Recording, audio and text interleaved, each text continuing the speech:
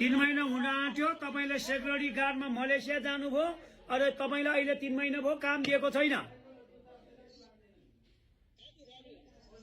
ए अनि के भयो कुन मेन पावरबाट कति पैसा तिरेर जानु भएको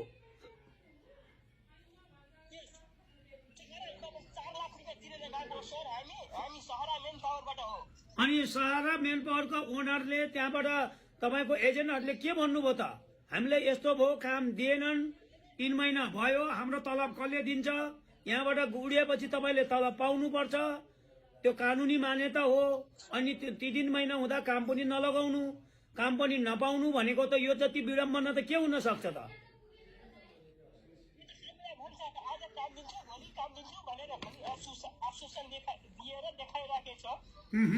कसले चाहिँ गरेको त्यो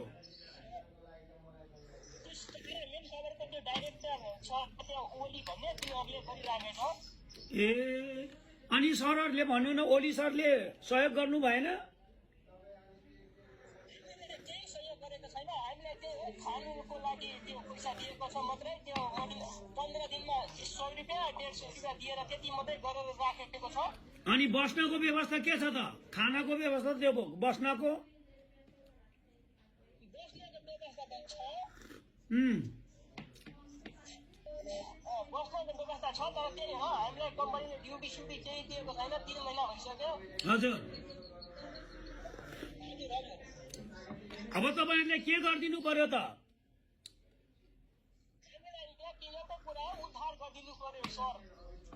ल तपाईको पठाएको मेन पावरको चाहिँ ओनरको चाहिँ नाम नम्बर